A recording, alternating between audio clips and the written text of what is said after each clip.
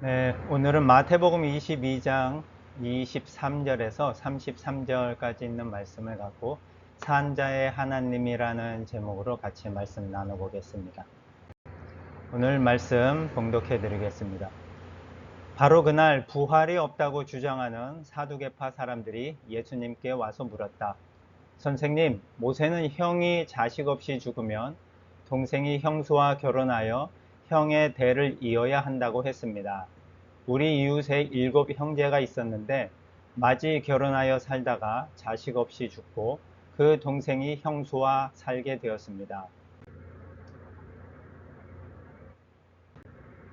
그러나 둘째도 자식 없이 죽었고 셋째에서 7째까지 모두 그렇게 되었으며 끝내는 그 여자도 죽었습니다. 이렇게 7 형제가 모두 한 여자와 살았으니 부활 때 그 여자는 누구의 아내가 되겠습니까?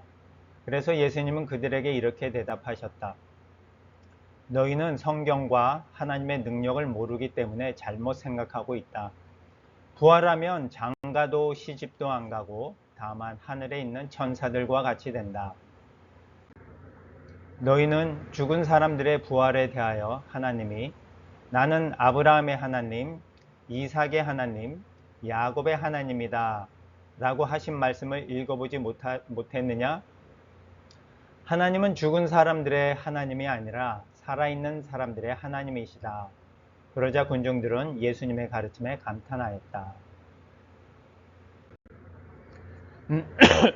네, 오늘 본문의 내용은 사두개파 사람들이라고 있거든요. 이스라엘에.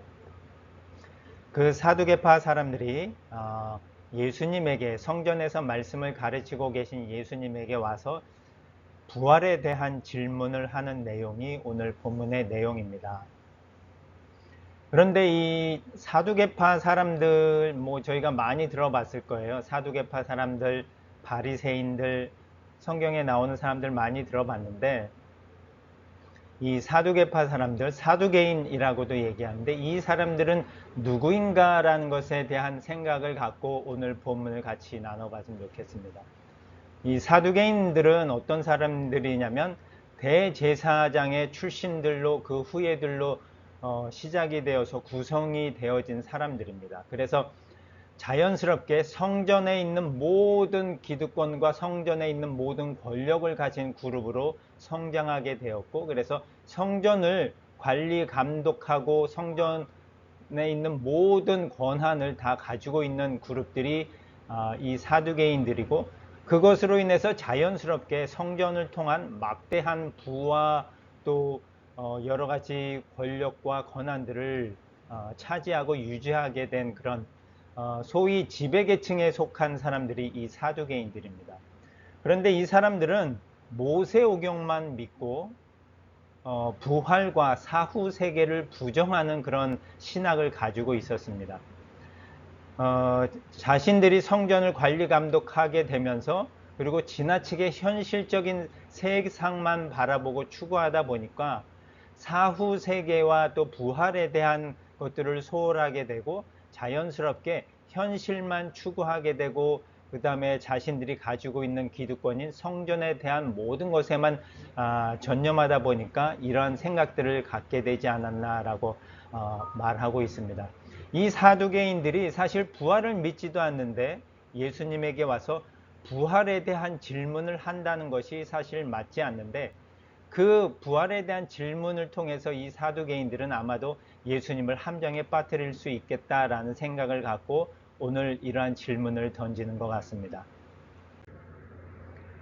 예수님에게 던진 질문은 7 형제가 있었는데 이 7 형제들이 모세 때 주어진 그런 관례에 따라서 형이 자식 없이 죽으면 둘째가 또 셋째가 이렇게 7 형제가 한 여자와 함께 살았는데 그렇다면 마지막 부활 때가 되면 그 여자는 누구의 아내가 되겠습니까? 라고 하는 그런 질문을 던집니다. 인간적으로 이러한 질문을 들었을 때 부활에 대한 생각이나 그런 것을 잘 모른다면 되게 궁금증을 자아내게 할 수 있는 그런 질문일 수밖에 없지만 이 질문에 대한 예수님의 말씀과 답변을 통해서 우리가 얼마나 좀 성경에 대해도 모르고 어리석은가라는 부분들을 우리가 같이 살펴봤으면 좋겠습니다. 우리가 성경을 읽을 때 저는 항상 1인칭 시점에서 성경을 보면 좋겠다라고 생각을 합니다. 그냥 제3자의 관점에서 3인칭의 시점에서 성경을 보고 이런 일이 있었구나, 하나의 남의 이야기처럼 그 성경을 읽는 것이 아니라 예수님과 대화를 하는 그 상대가 바로 나 자신이구나 라는 그런 생각을 갖고 성경의 말씀을 읽는다면 그 성경의 말씀을 통해서 우리에게 더 많은 깨달음과 또 도전과 그런 것을 주지 않을까라고 합니다. 그래서 오늘 본문의 말씀도 1인칭 시점으로 본다면 예수님과 대화하는 그 상대가 바로 내가 될 수 있다라는 생각으로 본다면 바로 사두개인들이 바로 나의 모습이다라고 하는 생각으로 오늘 본문 말씀을 보면 좋겠습니다. 이렇게 사두개인처럼 나도 예수님에게 이러한 어리석은 질문을, 한편으로는 나는 궁금하지만 어리석은 질문을 던질 수도 있구나라는 생각을 갖고 한번 살펴봤으면 좋겠습니다. 이 어리석은 질문에 대해서 예수님이 하신 답변은 우리에게 큰 도전을 줄 수 있는데 바로 29절의 말씀입니다. 예수님이 이렇게 말씀하셨어요. 너희는 성경과 하나님의 능력을 모르기 때문에 잘못 생각하고 있다. 네, 맞는 말이거든요.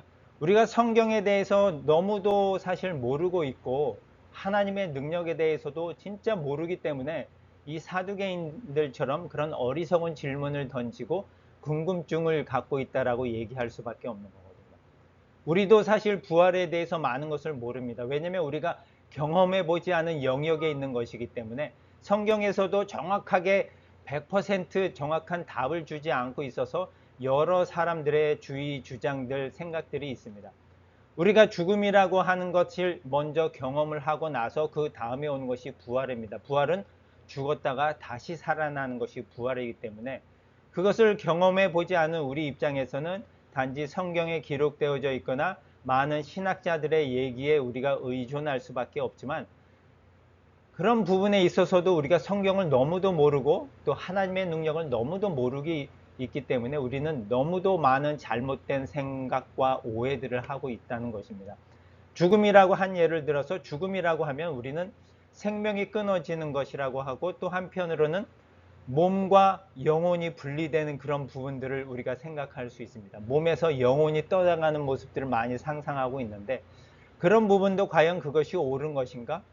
죽음이라고 하면 우리 왜 몸만 죽을 수 있고 영혼은 죽지 않을까? 영혼은 죽는가? 아니면 영혼은 영원히 죽지 않고 이 부활 때까지 있는가? 여러 가지 생각들을 우리가 할 수 있고 그것에 대한 정확한 답이 주어져 있지 않아서 우리가 너무도 모르는 것이 많고 또 성경에 대해서도 너무도 모르는 것이 많습니다. 오늘 일례로 사두개인이 누군지에 대해서도 우리는 사실 정확하게 자세하게 잘 모르고 있는 상황인 거거든요. 그들이 왜 부활에 대해서 사후세계에 대한 그런 믿음과 신앙을 갖지 못하였을까? 이스라엘의 유대인 하나님의 백성임에도 불구하고 왜 부활에 대한 생각을 갖지 못했을까라는 부분에 대해서도 사실 정확한 백그라운드를 갖지 못하고 그냥 추측에 의해서 이러한 사실의 기초에서 이들이 그러한 생각을 갖고 있구나라는 것밖에는 우리가 모릅니다. 그럼 그만큼 성경에 대해서도 모르고 더군다나 하나님의 능력에 대해서는 우리도 너무나도 모르고 있습니다. 많은 경우에 우리는 하나님의 능력을 믿는다라고 하지만 또 많은 경우에 우리는 하나님의 능력을 믿지 못하고 있는 실상을 우리가 갖고 있고 그런 부분에 있어서 믿음이 연약하다라고 예수님께서 제자들에게 말씀하신 것처럼 우리에게도 너무도 자주 우리의 믿음이 연약한 모습을 우리가 보여주고 있습니다. 이렇게 성경과 하나님의 능력도 모르는 우리처럼 보여지는 사두개인에게 예수님이 부활에 대해서 한마디 던져주십니다. 부활을 하면 장가도 시집도 안 가고 다만 하늘에 있는 천사들과 같이 된다라고 하는 새로운 그 부활에 대한 가르침과 패러다임을 우리에게 던져주십니다. 부활을 하고 나면 세상에 있는 모든 그런 인간의 관계들, 결혼, 가족관계 이런 것들이 유지되는 것이 아니라 새로운 모습으로 오로지 하나님만 찬양하고 하나님만 예배하는 존재들로 천사들과 같이 된다라고 말씀하고 있습니다. 하나님께서 우리의 아버지가 되시는 거고요. 또 우리의 같이 부활한 모든 성도들이 우리의 형제요 자매가 되는 거고, 그리고 예수님께서는 우리의 신랑이 되며 우리는 예수님의 신부가 되는 겁니다. 우리가 알고 있는 그런 결혼관계, 가족관계, 이런 인간적인 관계나 그런 제도들이 부활한 이후에 그런 것이 유지되는 것이 아니라 새롭게 오로지 하나님만 찬양하고 예배하는 존재들로 우리가 주어져서 살아간다라는 그런 부활에 대한 생각들을 예수님께서 우리에게 던져주고 계십니다. 그러면서 죽은 사람들의 부활에 대하여 예수님께서 출애굽기에 있는 말씀을 인용합니다.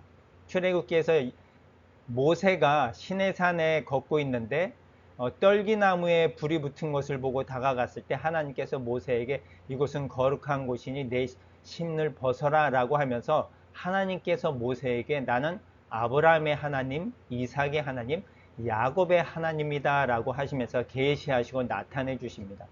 그 말씀을 예수님께서 오늘 인용하시면서 하나님은 죽은 사람들의 하나님이 아니라 살아있는 사람들의 하나님이다 라고 말씀하고 계십니다. 바로 아브라함 부활한 이후에 아브라함이 살아있고 이삭도 살아있고 야곱도 살아있어서 살아있는 존재로서 하나님을 예배하는 존재로서 우리가 살아가는 것이 바로 부활이구나 라고 하는 부활에 대한 생각을 사두개인들에게 또 우리에게 던져주고 있습니다. 살아있는 사람들의 하나님이시다 라고 하는 말씀을 하고 계신데, 사실 부활에 대한 생각을 우리는 부활절이 아니면 해보기 어려운 것이 사실입니다. 부활에 대한 생각을 평상시엔 전혀 하지 않다가 부활절이 되면 부활에 대한 생각을 하는 우리의 그런 관습적인 모습들을 되돌아보면 우리가 성경에 대해서 또 하나님의 능력에 대해서 너무도 모르는 존재들이구나 라는 모습을 우리가 깨달을 수 있고, 살아있는 사람들의 하나님이시다라고 하는 이 말씀 안에는 바로 하나님께서는 생명의 주인이 되시고 그 생명을 우리에게 주셨다가도 뺏을 수도 있고 우리에게 주신다라고 하는 부분과 함께 하나님께서는 우리와 함께 인격적인 관계를 맺으시고자 하신다라는 부분을 우리가 알았으면 좋겠습니다. 죽은 사람하고는 어떠한 관계도 맺을 수가 없잖아요. 그만큼 우리를 살아있는 존재로 또 살아있는 존재와 함께 인격적인 관계를 맺고자 하시는 하나님의 모습을 우리가 볼 수 있습니다. 그러면서 예수님이 요한복음 10장에서 이런 말씀을 제자들에게 또 우리에게 던져주셨는데, 예수님께서 오신 것은 양들이 생명을 얻고 더 풍성히 얻게 하려는 것이다. 하나님께서 우리를 창조하시고 흙으로 우리를 만드신 다음에 우리의 코에 생기를 불어넣어 주셨는데 그 생기가 생명입니다. 그 생명이 다한다는 것은 하나님께서 그 불어넣어 주셨던 그 호흡, 생명을 걷어가신다라는 것이고, 부활을 하면서 우리에게 그 생명을 다시 넣어 주셨는데 그 생명은 영원히 살아갈 수 있는 영원한 생명이 되기 때문에 그 생명은 우리가 풍성히 얻게 된다라는 그 의미 안에는 영원한 생명을 얻는다라는 말씀이 담겨져 있는 거거든요. 예수님께서 오신 것은 우리에게 이런 부활의 소망을 갖고 부활을 통하여 우리가 진정한 생명을 얻고 영원한 생명을 얻는 것이다 라고 하는 말씀을 우리에게 던져주시면서, 하나님은 바로 죽은 자의 하나님이 아니라 살아계신 하나님이시고 우리에게 영원한 생명을 주시는 하나님이시구나 하는 부분을 우리가 깨닫고, 날마다 이 부활에 대한 소망과 생명에 대한 감사함을 갖고 우리가 너무도 성경을 모르고 있었구나, 우리가 너무도 하나님의 능력을 모르고 있었구나 라는 부분을 늘 자각하면서 매일매일 말씀을 통해 하나님이 누구이신가, 성경이 어떻게 우리에게 말씀하시는가를 깨달아가는 저와 여러분이 되었으면 좋겠습니다. 기도하시겠습니다.